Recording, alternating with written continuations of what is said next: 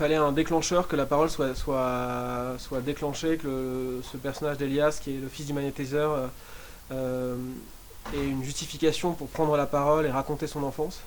Et là, l'image m'est venue de sa compagne qui emploie cette idée enfin, cette image. Tu pourrais brûler ta caravane, lui dit Avril. Et brûler sa caravane, c'est raconter son histoire et faire comme font certaines communautés de tziganes qui, quand quelqu'un meurt, brûlent l'ensemble de ses affaires ainsi que sa caravane pour libérer l'âme du défunt. Et c'est cette image, moi, qui a lancé le livre et qui m'a permis de donner la parole à Elias. Il y a une première partie qui est le récit à la première personne de ce fils de magnétiseur. La deuxième partie, c'est le journal de sa compagne, Avril. Et la troisième partie, c'est le discours final du père qui résout un peu les choses. Et en fait, j'ai choisi ces trois parties parce que ça ne marchait pas de raconter ce livre avec un seul point de vue. Il fallait, pour s'affronter à la complexité de cette histoire, multiplier les points de vue pour essayer de tourner autour de cette histoire et cette jeunesse comme un peu en spirale pour essayer de comprendre ce qui avait pu se passer.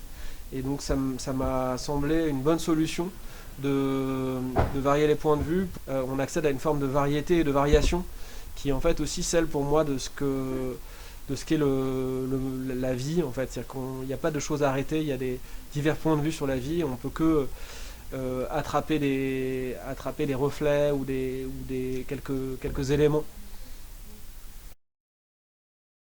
Et à un moment donné, ce qui fait que ça devient possible, c'est qu'il y a une obsession qui prend le dessus et qu'on a envie d'aller au bout de cette obsession. Et moi, c'est ce qui m'est arrivé pour mon premier livre.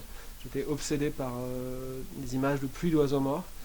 Et j'ai tellement nourri cette obsession qu'au bout d'un moment, ça a fait une histoire. Et je me suis dit, bah, ça peut faire un livre. Et donc je pensais plus au fait que c'était impossible, je pensais davantage à l'obsession qui m'animait et à l'envie de raconter cette histoire. Je leur conseillerais de lire des livres, de lire énormément de choses, des choses variées, pour trouver ce qui leur plaît, pour se relier à ce qui leur plaît, noter les phrases, les éléments de l'intrigue, et ça peut être des livres, des BD, des films, se nourrir d'énormément de choses pour pouvoir faire quelque chose qui leur plaît, pouvoir faire un peu la part des choses dans tout ce qui existe. Et l'autre chose que je leur conseillerais, c'est relié à ce que je viens de dire tout à l'heure, enfin ce que j'ai dit tout à l'heure, c'est suivre leur obsession. Si votre truc c'est la mythologie aztèque, et bah, lisez tout ce qui existe sur la mythologie aztèque et voyez ce qui vous relie à ce sujet, et un jour ça donnera un bon livre. Donc il faut, à mes yeux, suivre ses marottes et ses obsessions pour qu'à un moment on écrive quelque chose qui nous ressemble.